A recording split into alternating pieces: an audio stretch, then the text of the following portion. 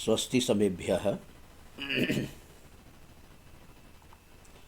नैषधीयचरितमहाकाव्यगतप्रथमसर्गस्य नवसप्ततितमं पद्यमद्य।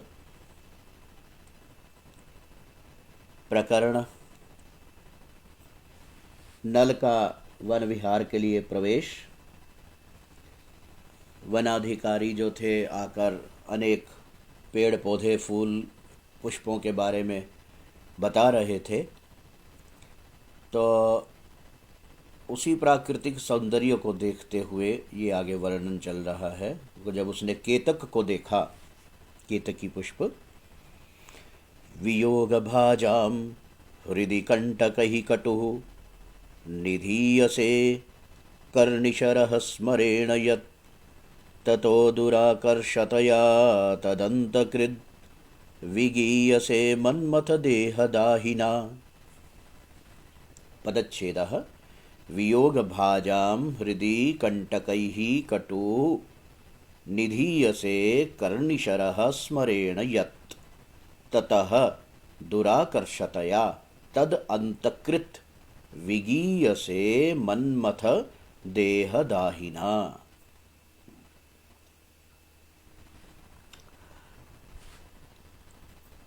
इसमें तीन पद्यों के बाद एक अर्थ का विनियोग, एक अर्थ आएगा, बनेगा, अन्वय उसमें जाकर घटित होगा। इति क्रुधा कृष्यत तेन कैतकम, कि इस प्रकार उसने केतक पुष्प को बड़े क्रोध से देखा राजा नल ने। जैसे पिछले पद्यों में अश्व का वर्णन आया, 7 पद्यों में करने के बाद अन्वय बना, ठीक इसी तरह यहाँ 3 पद्यों के बाद जो है जो अन्वय बनेगा, इति क्रुधा कृष्यत। ये इस प्रकार के पद्यों में जहाँ 2 पद्यों को मिलाकर अन्वय बने वहाँ उसे युग्मक बोलते हैं। 3 का समूह हो तो संदानितकम, फिर 4 हो तो कलापक, 4 से ऊपर 5 या 5 से ऊपर जब हो जाता है तो उसको कुलक बोलते हैं। जैसे अश्व पर सवार हुए तो इस प्रकार का जो पद्य था, ऐसे जो प्रसंग होते हैं वहाँ कुलक था उसको। और 3 पद्यों का समूह तो संदानितकम करके आएगा। ये सामान्य विदम वियोग भाजाम प्रसंग बता मैंने तीसरे पद्य पर जो अन्वय आने वाला है कि इस प्रकार उसने केतकी पुष्प को बड़े ही क्रोध से, गुस्से से देखा। क्यों देखा, तो इन 3 पद्यों में एक एक कारण बता रहे हैं, जिसमें पहला कारण ये है, उसने कहा कि मतलब ये उसकी उत्प्रेक्षा चल रही है कि ऐसा ऐसा उसने सोचा। वियोग भाजाम हृदि कंटकहि कटु निधीयसे कर्निशरः स्मरेण यत्। राजा नल ने केतक को जब गुस्से से देखा, क्रोध से देखा, तो उसके पीछे पहला क्या कि वियोग भाजाम हृदि, वियोगम भजते इति वियोग भाग, षष्ठी बहुवचन में वियोग भाजाम, कि जो वियोगी लोग हैं, हृदय उनके हृदय में, कंटक ही अपने कांटों से, कटु बड़ी कटुता से, कठोरता से, निधीय से तुम रख दिए जाते हो। किसके द्वारा रख दिए, रखने का मतलब कि उनके हृदय में तुम बाण के रूप में प्रयोग किए जाते हो। स्मरेण यत कामदेव के द्वारा, यत मैंने क्योंकि, त्वम त्वम अंडरस्टूड इसमें हो जाएगा, क्यों निधीय से मध्यम पुरुष की क्रिया आ गई तो त्वम इसका प्रयोग न करने पे अक्षिप्त अर्थ हो जाता है। वो उसका प्रयोग करे ना करे तो मध्यम पुरुष एक वचन है, त्वम निधीय से इति। स्मरेण कर्णिशरः निधीयसे, कामदेव के द्वारा तुम कर्णिशरः, शर मैंने बाण और कर्णी मैंने कर्ण वाला। कर्ण का मतलब वो जो बाण के भाग में जैसे कांटे लगे हैं पत्ते में, तो ऐसा बाण जो शरीर में घुस जाए और उसके बाद उसका निकलने में कांटे वापस फैल जाते हैं, तो इस प्रकार उसका कर्ण पुंख जैसा लगा होता है, तो ऐसे बाण को बोलते हैं कर्णिशरः। इसके पत्तों में केतकी के पत्तों में, पूर्व पद्य में केतकी का पुष्प दिखाया गया, उसके पत्तों में जो उसके पत्र हैं, जो उसके पत्रों में जो कांटे लगे हैं, तो कांटे एक तरफ से तो प्रवेश कर गए और वापस निकलते तो वही कांटे आड़ बनते हैं, रोक रोक बनते हैं, वो वापस नहीं निकलने देते। तो कर्णीशरः इति बाणस्य भेदः, बाण विशेषः, कर्णयुक्त कर्णवद बाण। तो वो बाण कौन बना है? कंटक ही कटु, कंटक ही, कंटक के द्वारा वो बाण बन गया। कटु कर्णिशरः, तुम मतलब जो केतकी का पुष्प है वो स्वयं यहाँ पूरा प्रसंग कि राजा उस केतकी पुष्पों को कह रहा है कि तुम अपने कांटों से कामदेव का कर्णिशर बन जाते हो। कर्णिशरः, फिर उसको कामदेव कहाँ रखता है? निधीय से, कुत्र? हृदय, हृदय में रखता है। हृदय में, किसके हृदय में वो प्रवेश करवा देता है? वियोग भाजाम। अर्थात तुम अपने कंटक कांटों से युक्त, तुम अपने कांटों के कारण कामदेव का कर्णीशर बन जाते हो, और वह कामदेव उस कर्णीशर को वियोग भाजाम, वियोगिनाम हृदये, हृदय में निदधाति, प्रवेशयति, प्रहरती। पूर्वार्ध स्पष्ट हो गया, अन्वय के समय इसको फिर से करेंगे। ततः, ततः मैंने तस्मात, ये किसके पक्ष में आया है? उसमें यत, जैसे क्योंकि कामदेव तुम्हें कांटों के कारण बड़ी कठोरता से, बड़ी कटुता से कर्णीशर बनाकर वियोगियों के हृदय में प्रवेश करवा देता है। ततः मैंने तस्मात, फिर वहाँ से दुराकर्षतया, आग जिसको खींचना आसान हो उसको बोलते हैं स्वाकर्षः, जिसको खींचना बहुत मुश्किल हो वापस, इसी दुराकर्षः। ये कई बार आ चुके हैं, जैसे दुर्गम, सुगम, दुर्बोध, सुबोध, सुलभ, दुर्लभ, वैसे दुराकर्ष। दुराकर्ष होने का भाव दुराकर्षता, और उसका तृतीया एक वचन में बना दुराकर्षतया, कि फिर उसको वापस खींचना बहुत ही कठिन हो जाता है, यानी कि उसको वापस हम नहीं खींच सकते, वापस नहीं खींचा जा सकता। और इस कारण से तत् मैंने तेषाम, तेषाम केशाम, वियोग भाजाम, ये तद शब्द इससे जुड़ जाएगा। अन्वय सर्वनाम जो है, तद वियोग भाजाम अंतम करोति इति अंतकृत, तो कहते इस कारण से वो उनका अंत कर देता है। मरणम प्रापयति, अथवा मरणतुल्य कष्टम प्रापयति। तदंतकृत, उनके अंत को करने का कारण मूल में क्या है? क्योंकि वापस खींचकर बाण हो तो सामान्य बाण को खींच के निकाला भी जा सकता है, किंतु वो बाण ऐसा अंदर जाते ही उसके कांटे फैल जाते हैं और वापस नहीं निकल सकता वो। तो दुराकर्षतया, ये हेतु दे दिया किसमें? तदंतकृत्वे। और अभिप्राय स्पष्ट हो गया कि अगर उसमें खींच कर निकाला जा सकता तो ये न केन प्रकारेण कदाचित तेषाम प्राणरक्षणम कर्तुम शक्यते, उनका अंत न भी हो, किंतु यहाँ तदंतकृत। इसीलिए मनमथ देह दाहिना, विगीय से, विगीय से मैंने तुम्हारा विगान किया जाता है। गान मैंने किसी के गुणगान करना, स्तुति या अच्छे बातों को कहना, किंतु विगीय से मैंने निंदा करना, तुम निंदित किए जाते हो, तुम्हारी निंदा की जाती है। ये भी मध्यम पुरुष कर्मवाच्य में बना है, मध्यम पुरुष एक वचन लट। मन्मथ देह दाहिना, मन्मथो नाम कामदेवः, कामदेवस्य देह मन्मथ देह, उस देह को जो जलाने वाले हैं, अर्थात भगवान शिव। दाहिन शब्द मूल बनेगा प्रातिपदिक, दाही, दाहिनौ, दाहिनः, और तृतीया बहुवचन में बनेगा दाहिना। मन्मथ देह दाहिना, कामदेव की देह को जलाने वाले, अर्थात भगवान शिव के द्वारा तुम्हारी निंदा की जाती है। क्यों?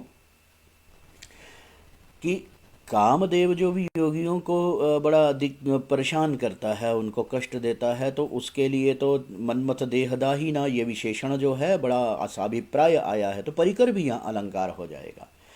कर्णीशरः त्वम, केतक में, केतकी पुष्प में कर्णीशर उसके पत्तों के लिए कर्णीशर का जो अभेद रूप कर दिया गया तो रूपक अलंकार हो गया। दुराकर्षतया तदंतकृत हो गया, तो दुराकर्षता को हेतु बना दिया गया, अंत होने में तो काव्यलिंग हो गया। और मन्मथ देहदाहिना, मन्मथ देहदाहिना से विशेष कि कामदेव का तो देहदाहन कर दिया का, किंतु तुम स्वयं उसका बाण बन के वियोगियों को कष्ट देते हो, उनके प्राण हरण करते हो। और वस्तुतः प्रकृति की ये सुषमा छटा देखकर उन्माद का काल तो होता ही है, वसंत आदि का, और ये सब तो केतकी के पुष्प का जो है, तो कवि ने यहाँ उत्प्रेक्षा, संपूर्ण रूप से उत्प्रेक्षा के अंतर्गत ये सारे अलंकार व्यवस्थित किए हैं। सामान्य अर्थ पहले इसका पूरी तरह से संभाल लो। वियोग भाजाम हृदि कंटक ही कटुर्निधीयसे कर्णिशर स्मरेण यत्, कि अपने कांटों के कारण बहुत ही कटु रूप से तुम कर्णिशर बनते हुए, कर्णयुक्त बाण बनते हुए कामदेव के द्वारा रख दिए जाते हो वियोगियों के हृदय में। यहाँ रखने का मतलब प्रविष्ट करवा दिए जाते हो। कामदेव प्रहार करता है वियोगियों के हृदय पर। हृदय इति सप्तमी। ततः दुराकर्षतया, वहाँ से इसको खींच कर वापिस नहीं निकाला जाता, इसीलिए तदंतकृत वह उनका अंत कर देता है। और मन्मथ देह दाहिना विगीयसे, और कामदेव का देह दाहन करने वाले अर्थात भगवान शिव के द्वारा तुम्हारी निंदा की जाती है। निंदा करने का पूर्व कारण भी पहले बतलाया जा चुका कथा प्रसंग से, पौराणिक कथा। शिव जी ने, शिव भगवान ने शाप दिया कि आज के बाद तुम मेरी पूजा में प्रयोग नहीं किए जाओगे। अस्तु, अन्वय के माध्यम से एक बार फिर इस पे हम जाते हैं। देखो, स्मरेण कामदेवेन वियोग भाजाम वियोगिनाम विरह भाजाम विरहिणाम हृदय हृदये चेतसी कंटकई, अपने कांटों के द्वारा, प्रखरैः पत्रैः कटुः कटुरूपेण कठोर रूपेण कठिनतया, तीक्ष्ण रूपेण कटु इति, निशित रूपेण कर्णिशरः कर्णयुक्त बाणः, अर्थात बाण रूपस्त्वम इति, ये रूपक अलंकार का जो है अभेद संबंध बता दिया। तो यत् यस्मात् निधीयसे प्रवेश्यसे, तुम रख दिए जाते हो। निधीयसे इत्युक्ते प्रवेश्यसे इति। सामान्य निधान करने का अभिप्राय तो कोई है नहीं सामान्य रूप से, तो इसको प्रक्षेप रूप से ही उसमें प्रविष्ट करवाया जाएगा। ततः दुराकर्षतया, तस्माद, तस्माद मैंने तस्माद कारण अर्थ में भी यहाँ आ जाएगा उसमें कि इसलिए, कारण परिहार में भी, और ततः तस्माद उस हृदय, पंचमी पे करोगे तब भी उसके, अर्थात हृदय से खींच कर निकाला नहीं जा सकता। दुराकर्षतया, आकर्ष्टुम अशक्यतया, तदंतकृत तेषाम, तेषाम के शाम, उन वियोगियों का अंत करने वाले, ये समझाने की दृष्टि से अध्याहार आ गया। तुम मन्मथ देहदाहिना विधीयसे विगीयसे, तुम उसमें राजा नल, उसको केतकी पुष्प को कह रहे हैं। मूल अन्वय तीसरे पद्य में आ ही जाएगा। तुम मथ देहदाहिना विगीयसे, तुम निंदित किए जाते, तुम्हारी निंदा करते हैं भगवान शिव। अलंकार की चर्चा भी चल चुकी है, इसमें समझाते वक्त ही रूपक आ गया है, क्योंकि कर्णिशर उसमें केतकी पुष्प में क्या किया गया है। उत्प्रेक्षा पूरा अलंकार स्पष्ट है ही इसमें, उत्प्रेक्षा के अंतर्गत ही ये सारे अलंकार हैं। तो मन्मथ देहदाहिना, और ये दुराकर्षतया में काव्यलिंगम, और मन्मथ देहदाहिना में परिकर अलंकार भी होगा। इसको भी हम यहाँ लिख लेते हैं, काव्य लिंगम और परिकरः।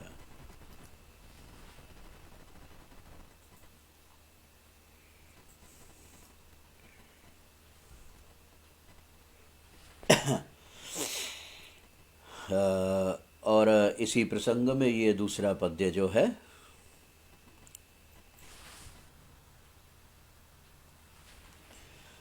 त्वदग्रसूच्या सचिवेन कामिनोर्मनोभवः सीव्यति दुर्यशः पटौ, स्फुटं च पत्रैः करपत्रमूर्तिभिर्वियोगी हृद्दारुणि दारुणायते।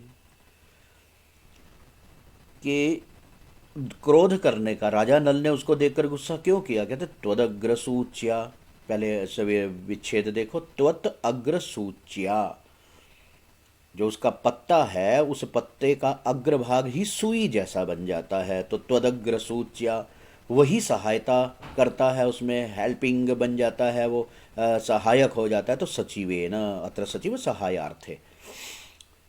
त्वदग्रसूच्या सचिवेन कामिनो मनोभवः सीव्यति दुर्यशः पटौ स्फुटं च पत्रैः करपत्रमूर्तिभिः वियोगी हृद्दारुणि वियोगी हृद्दारुणि वियोगी हृद्दारुणि दारुणायते।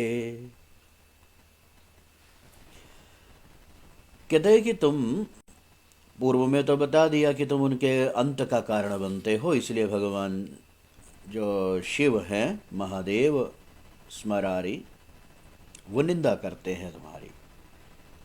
त्वदग्र सूच्या, कहते तुम्हारे अग्र सूची, यानी कि तुम स्वयं ही अपनी सूची रूप से जो पत्र का अग्र नुकीला भाव है उस सूची की सहायता से क्या करते हो? कामिनो हो, कामी प्रेमिनो हो, प्रेमी युगलस्य इति। कामिनो द्विवचन षष्ठी का बना है, कामिनो कामी कामिनौ कामिनः, षष्ठी द्विवचनांतमिदं कामिनो हो। मनोभवः, मनोभवः नाम कामदेवः, सीव्यति मैंने स्टिच करता है, वो बनाता है, उसको सी देता है। क्या सी देता है? दुर्यशः, दुर्यश मैंने अपयश रूपी पट मैंने कपड़े को, द्विवचन में क्या आया? क्योंकि कामिनो द्विवचन है, अर्थात दोनों दुर्यश अर्थात वो अपमान झेलने तक को तैयार हो जाते हैं, अपकीर्ति तक को झेलने को तैयार हो जाते हैं। और तात्पर्य उसका अंदर का क्या निकला कि आत्मनियंत्रणम कर्तुम अशक्तौ,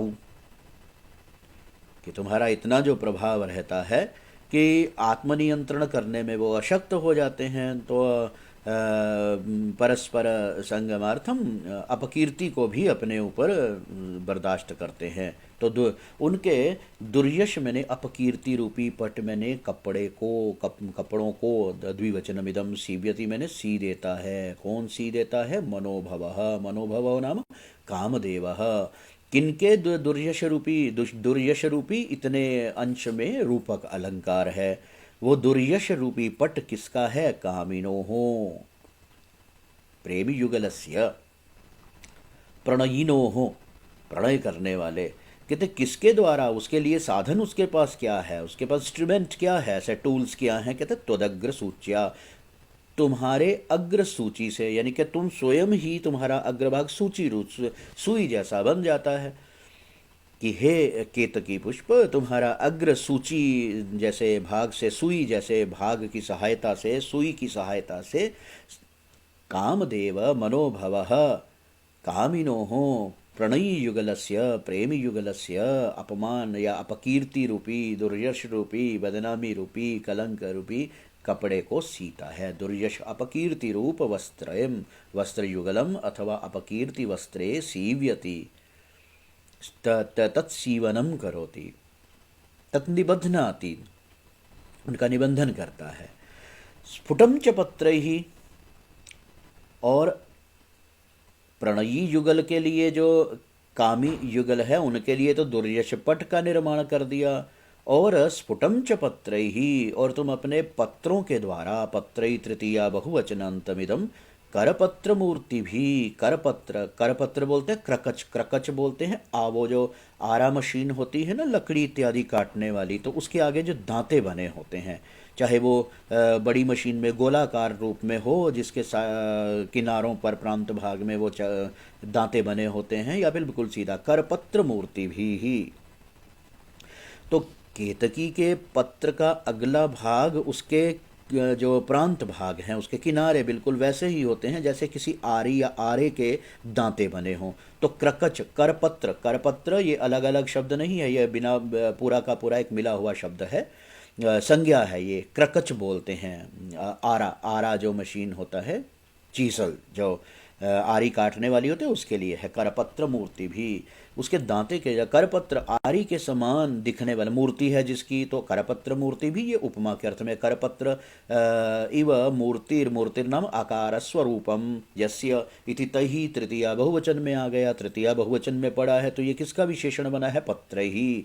पत्राणि कीदृशानि, करपत्र मूर्तिनी, करपत्र के समान है जिनकी मूर्ति, मूर्तिर्नाम स्वरूपादि, अर्थात करपत्र क्रकच के समान। क्रकच शब्द है, क्र का च, क्रकच, करपत्र मूर्ति भी आरे के समान दिखने वाले पत्तों से स्फुट रूप से स्पष्ट दिखाई देता है। आरे के समान नुकीले तीखे पत्तों से तुम वियोगी हृद दारुणी दारुणायते।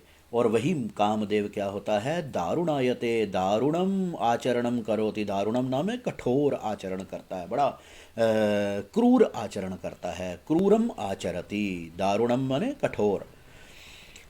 कहते कहाँ पर, हृत रूपी, हृत मैंने हृदय रूपी दारू शब्द लकड़ी के लिए भी प्रयोग होता है, ये नपुंसक लिंग में चलता है। जैसे मधु मधुनी मधुनी, दारू दारुणी दारूणी। और ये जो नी बना है ये सप्तमी एक वचन में बना है, दारुणी। हृत दारुणी, हृदय रूपी काष्ठ। हृदय रूपी काष्ठ किसकी है, वियोगियों की, अर्थात बिछड़े हुए जो विरही लोग हैं उनके हृदय रूपी। यहाँ जो हृदय को काष्ठ की उपमा देना क्रकच के अर्थ में तो घटित हो रहा है, किंतु ये कवि का एक और बड़ा अच्छा कौशल कहा जा सकता है, कौशल है ये, कि जब वियोगावस्था में है तो कहते हैं ना कि हृदय भी काष्ठ जैसा हुआ पड़ा है उनका। तो ये भी एक सुंदर अभिप्राय इसमें निकलेगा। और वर्णन में आ गया कि ये कामदेव किम करोति, ये दोनों के लिए, प्रणयी युगल के लिए तो बदनामी का कारण बन जाता है, उनका अपकीर्ति को अर्जित करता है। ते किमपि किमपि कर्तुम ते तत्पराः भवन्ति, बहु ते तौ प्रणयिनौ जो है, और उनके बहुत्व में ले जाएंगे तो जितने भी प्रेमी युगल हैं वो अपना कुछ भी अपकीर्ति तक को झेलने के लिए तैयार हो जाते हैं। कवि ने वहाँ रूपक का अलंकार दे दिया कि अपकीर्ति रूपी वस्त्र को भी सीने में सीने लगते हैं, किसकी सहायता से, तुम्हारे पत्र के अग्रसूची सचिव से। तो और दूसरा क्या करता है, मनोभव किम करोति, कि ये तो प्रणयी युगल के साथ हुआ, अब जो वियोगी हैं उनके, कहते वियोगियों के हृदय रूपी काष्ठ पर, लकड़ी पर, दारुणायते, क्रूर आचरण करता है। क्रूर आचरण करने का मतलब काट डालता है। किसकी तरह, करपत्र मूर्ति भी, आरे के समान दिखने वाले तुम्हारे पत्तों के द्वारा, आरे के समान स्फुट रूप से साफ सुथरा, बिल्कुल आरे जैसी आकृति वाले, आरे की तरह, क्रकच की तरह दिखने वाले तुम्हारे पत्तों से वियोगियों के हृदय रूपी काष्ठ में वो दारुण आचरण करता है, कठोर आचरण, कठिन क्रूर आचरण करता है। तो भयत्रापि, प्रणयी युगलों को भी नहीं छोड़ा, उसके लिए भी वो बदनामी का कारण बना, और जो वियोगी हैं उनके लिए तो और क्रूर आचरण का कारण बनता है। और फिर तीसरे पद्य में जो आने वाला है ना, वो फिर देखो, इति क्रुधा क्रुष्यत तेन केतकम, तो आगे इससे अग्रिम पद्य में आने वाला है, उसको भी इसी के साथ ही अभी हम करेंगे। तो प्रसंग अब देखो, इसमें अन्वय, मनोभव कामदेव त्वदग्र सूच्या, तुम्हारी अथवा तुम स्वयं ही जो सूची रूप हो, आगे तुम्हारा नुकीला भाग सुई रूप, तुम्हारे अग्रभाग की सुई रूपी सचिव से ने सहायता से। सूच्या इति तृतीया एक वचनम, सचिवेन इति तृतीया एक वचनम। दोनों में लिंग भेद होने पर भी यहाँ अभेद रूपता से जब अभेद माना जाएगा तो वही सहायक बन रहा है। तो उसकी सहायता लेते हुए, यानी कि कामदेव ने हेल्प, मदद किसकी ली, त्वदग्र सूच्या, उसको किस रूप में प्रयोग किया, सचिवेन। फिर क्या किया, कामिनोः प्रणयिनोः, प्रणयी युगलस्य दुर्यशः अपकीर्ति रूप पटौ बने वस्त्रों को, द्वितीय द्विवचनमिदं, सीव्यति, उनको सी देता है, निबध्नाति, योजयति, ग्रथनाति, उनका ग्रंथन कर देता है।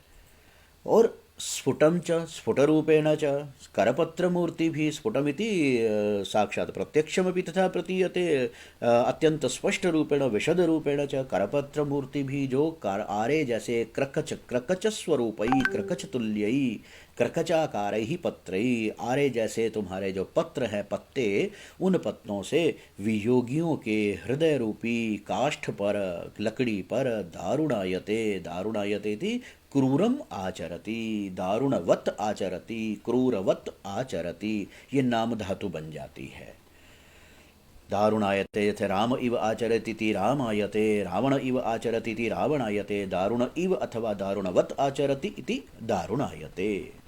अस्तु, पद्य को एक बार फिर देखो। त्वदग्रसूच्या सचिवेन कामिनोर्मनोभवः सीव्यति दुर्यशः पटौ, स्फुटं च पत्रैः करपत्रमूर्तिभिर्वियोगी हृद्दारुणि दारुणायते। और ये हो गया, उत्प्रेक्षा हो गई। उपमा है, रूपक में ये देखो दुर्यशः पटौ, व्याख्या के समय सब स्पष्ट हो चुका है। पटौ में दुर्यश रूपी पटा कर दिया ना, और करपत्र मूर्ति भी, क्योंकि आर्य के जैसे वो दिखने वाले हैं इसलिए उपमा हो गई है। और वियोगी हृत दारुणी, हृत रूपी जद दारुण मतलब काष्ठ है, तो इसमें भी रूपक अलंकार तो होगा ही। दारुणायते दारुणवदाचरति, और ये सारी संभावना की जा रही है, संभावित अर्थ, संभावित इत्युक्ते उत्प्रेक्षा वाला जो संभावना है, अतएव उत्प्रेक्षा अलंकार है। इसमें अग्रिम पद्य, वैसे तो ये वाक्यांश की तरह भी एक एक पद्य में अर्थ निकल रहा है, किंतु इसका प्रधान जो अन्वय इसमें जाकर जुड़ेगा, धनुर्मधुस्विन्न करोपि भीमजा परम्परागैस्तव धूलिहस्तयन् प्रसूनधन्वा शरसात् करोति माम् इति क्रुधा कृष्यत तेन कैतकम्। इति क्रुधा कृष्यत कैतकम, इति कैतकमेव, तो इसको थोड़ा ठीक करते हैं, इति केतकम। ये अंत में देखो जो चौथा चरण आया ना, इसका पूर्व के पद्य में उसी की चर्चा कर रहा था कि इति क्रुधा, इस प्रकार उसने बड़े क्रोध से केतक पुष्प को देखा। केतकम ये उच्चारण फिर से सुनो एक बार। धनुर्मधुस्विन्न करोपि भीमजा परम्परागैस्तव धूलिहस्तयन् प्रसूनधन्वा शरसात् करोति माम् इति क्रुधा कृष्यत तेन केतकम्।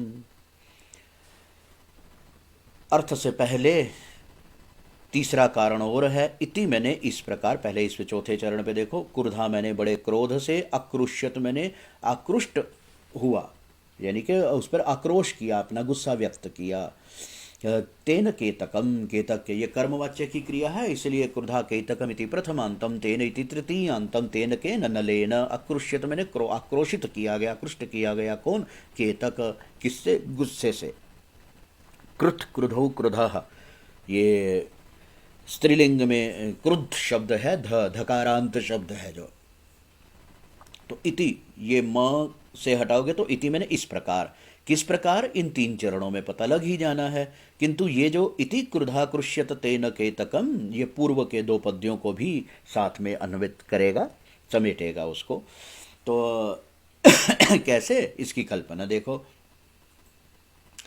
कामदेव जो है, शब्दों के बिना अभी सामान्य इसका अर्थ समझ लो कि कामदेव फूलों के बाण वाला है। तो जब उसका धनुष बाण सब फूलों का ही बना हुआ है, तो उसके मधु जो उसके जो मकरंद है, उस मकरंद से उसका हाथ स्विन्न मैंने भीगा हुआ है, गीला गीला हुआ पड़ा है, स्लिपरी। तो स्विन्न करह, अपने धनुष बाण के मकरंद से गीला हाथ होने पर भी इसका क्या होगा कि जब जब वो बाण चलाएगा तो उसका बाण निशाने पर नहीं लग पाएगा। किंतु जैसे होता है ना कि गीले हाथों को ज़रा साफ करने के लिए कोई पाउडर का इस्तेमाल, कोई चूर्ण का इस्तेमाल करते हैं ताकि हाथ में स्लिपरी ना हो पाए। जैसे पहलवानों को जब पसीना आता है तो वो मिट्टी को हाथों में रगड़ते ताकि ग्रिप अच्छी बन जाए, मलखम्ब इत्यादि, या और अन्य भी, जैसे किसी को ग्रिप अच्छी तरह से पकड़ना हो तो उसको रफ सरफेस बना लिया जाता है।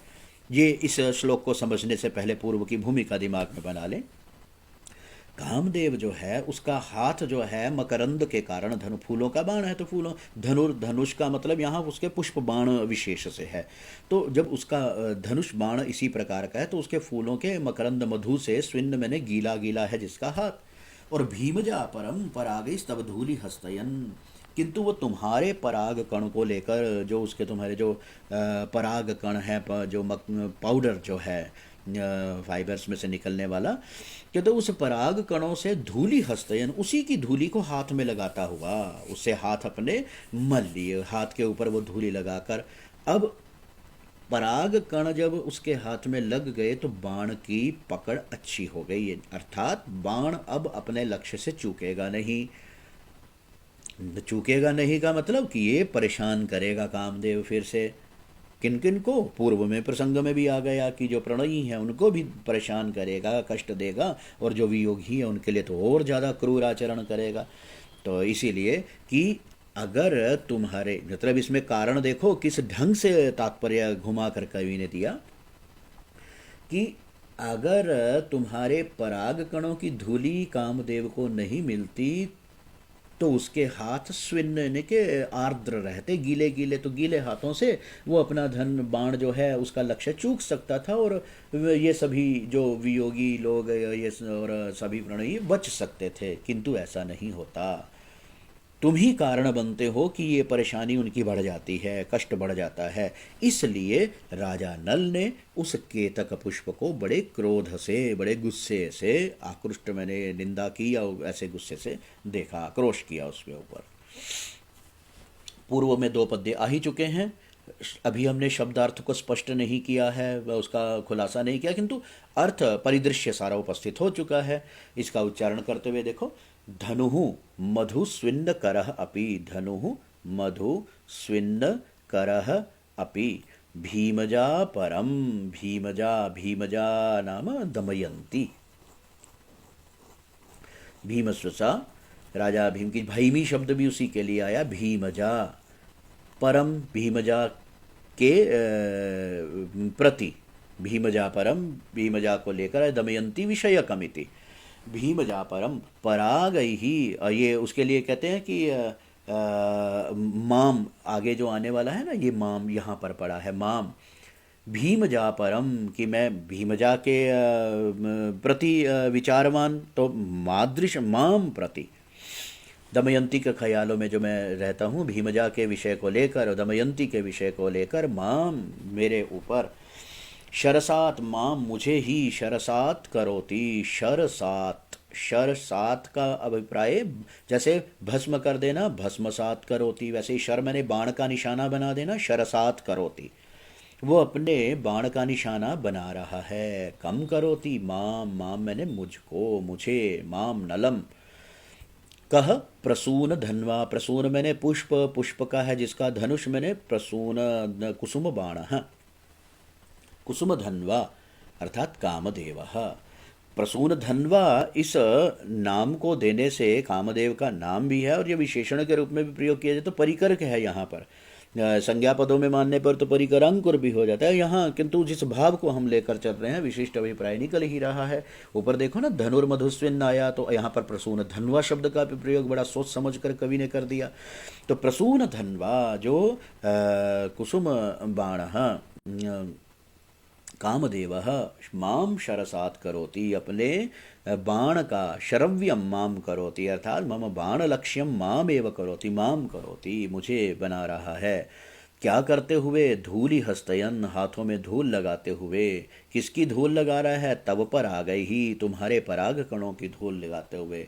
मैं कैसा हूँ? भीमजा परम, दमयंती के विषय में सोचने वाले, दमयंती के प्रति, दमयंतीम प्रति समर्पितम, दमयंती विचारेषु निमग्नम माम प्रति, अर्थात दमयंती के विषय में लेकर, विषय को लेकर मुझे अपना बाणों का निशाना बना रहा है। धनुर्मिधन मधुस्विन्न करह अपि, यद्यपि वो अपने धनुर मैंने फूलों का बना हुआ जो उसका धनुष है, उस धनुष में तो निश्चित है उसमें मकरंद भी निकलेंगे, उस मकरंद से स्विद स्वेद से जैसे भेद भिन्न, छेद छिन्न, वैसे ही स्वेद स्विन्न, गीला होना, आर्द्र होना, तो स्विन्न हो चुका है जो। तो मधु स्विन्न करह अपि, अर्थात अपने धनुष बाण आदि के फूलों से, धनुष बाण के फूलों के मकरंद से गीले हाथ वाला वो है, किंतु फिर भी उसने क्या कर लिया? तब पर आ गई ही धूलि हस्तयन, तुम्हारे पराग कणों को, धूलि के परागों की पराग कणों को धूलि के रूप में हाथ में लगाते हुए, हाथों में जैसे धूल लगाकर उसका सरफेस रफ बना दिया जाता है, उस कठोर रूक्ष सा बना दिया जाता है ताकि किसी चीज़ को पकड़ने में आसानी और उसके ऊपर गिरफ्त, उसकी पकड़ अच्छी बनी रहे। तो दोनों विशेषणों को देने में साफ अभिप्राय है कि धनुर्विधन मधुस्विन्न कर होने पर क्या होता? निशाना चूक जाता और सब अच्छा ही अच्छा होता, किंतु उसने क्या किया? तुम्हारे परागकणों को धूलि के रूप में अपने हाथों पे लगा लिया। फिर क्या हुआ? उसमें बाण बिल्कुल नहीं चूकेंगे, अर्थात आगे निकलता जाएगा। और ऐसा धूलि हाथ में लगाकर पूरा अचूक निशाना साधने के लिए ये इसका बढ़िया सुंदर सा अभिप्राय निकलेगा। तो प्रसून धनवा वह कामदेव शरसात करोति माम, मुझे ही बाण का निशाना बना रहा है, मुझे ही शरसात अपने बाण का लक्ष्य मुझे कर रहा है। इति क्रुधा, इस प्रकार, क्रुधा मैंने क्रोध से, अक्रुष्यत मैंने आक्रोश व्यक्त किया, किसके ऊपर? केतकम, क्योंकि कर्मवाच्य में क्रिया बनी है ना, इसलिए केतकम अक्रुष्यत। ये उक्त कर्म के कारण आ जाएगा। लंग लकार, कुश धातु लंग लकार है, और प्रथम पुरुष एक वचन में, एक वचनम कस्मात् केतकम अकृष्यत, केन अकृष्यत? तेन, तेन मैंने नलेन, क्या करते हुए? क्रोधा, गुस्से से। यहाँ तेन में आने वाली तृतीया कर्ता की तृतीया है, जबकि क्रोधा में आने वाला उसमें क्रोध के कारण से वो हेतु में आई है, क्रोध। ते अकृष्यत, ऊपर क्या था? इसको इन्वर्टेड कोमा वाले वाक्य की तरह रख लो, नरेशन में जैसे होता है डायरेक्ट इनडायरेक्ट स्पीच की तरह से। तो क्या करते हुए? हालांकि पूर्व के कारण दो भी दिए हैं, किंतु तीसरा कारण तो साक्षात नल के ऊपर ही घटित हो रहा है, तो गुस्सा तो निश्चित रूप से पीक लेवल का आ गया। तो इति क्रुधा कृष्यत तेन केतकम, और ये पूरा का पूरा गुस्सा करना इत्यादि। तो उसने केतक को बड़े ध्यान से देखा, तो कवि ने इन सारी चीज़ को, इस पूरे परिदृश्य परिप्रेक्ष्य को उत्प्रेक्षा में बांध दिया है। ये आलंकारिक सौंदर्य है इनके पद्यों का। अन्वय में एक बार फिर करते हुए अर्थ हमारे पास बन चुका है। धनुर्मधु स्विन्न करह अपि, धनुर मैंने धनुष के, मधु मैंने मकरंद से, स्विन्न हो चुका है जिसका हाथ, इति बहुब्रीहि, कौन? ऐसा होने पर भी, प्रसून धन्वा, प्रसूनमयम धनुर्यस्य अथवा प्रसूनानि धनुषीयस्य, अथवा प्रसूनमयम धनुर्यस्य, तो प्रसून धन्वा, फूलों का बना बाण है जिसका, तो फूल ही उसके बाण है। तैसा कामदेव, ये भी बहुब्रीहि का समास है, और कामदेव का विशेषण भी बन रहा है, और प्रसिद्ध अर्थ में ये उसकी संज्ञा के रूप में भी आ गया है। विशेष अभिप्राय इन दोनों में भी है, तो विशेषण ही साभिप्राय ही परिकर, परिकर अलंकार यहाँ भी है। क्या करता है? तव पराग ही, तुम्हारे पराग कणों से क्या करता है? धूलि हस्तयन, अपने हाथों में धूलि रमाता हुआ। रूक्षताम उत्पादयितुम, सम्यक ग्रहणम कर्तुम, सम्यक ग्रहण प्रयोजनेन। तो भीमजा परम, भीमजा परायणम, दमयंती परायणम, दमयंती विषय चिंतन परायणम, उसके विषय में खोए हुए। माम, माम मैंने माम नलम, शरसात करोति, निज बाण लक्ष्यम करोति, शरव्यम करोति, शरलक्ष्यम करोति, इति क्रोधा, इति मैंने एवं, इस अनेन प्रकारेण, अनेन कारणेन वा, एक वचन भी क्यों, पूर्व को जोड़ सकते हो, और वैसे समस्त को मिलाकर भी तो अनेन हेतुना, ये भी कारण ही क्रोधा, और अंत वाला कारण तो उसी पे घटित हो रहा है। क्रोधा, क्रोधेन, क्रोधेन, रोषेण, रोषेण, अमर्षेण, तेन, तेन केन, नलेन, केतकम, केतक पुष्पम, केतकी पुष्पम अकृष्यत, आक्रोशपूर्वकम अदृश्यत, उसके ऊपर आक्रोश किया उसने। अलंकार काव्यलिंग है, और परिकर भी है इसमें, तब धूलि हस्तयन, और ये आ गया परिकर अलंकार, परिकर। और प्रधान प्रसंग से देखें तो उत्प्रेक्षा अलंकार का है सारा।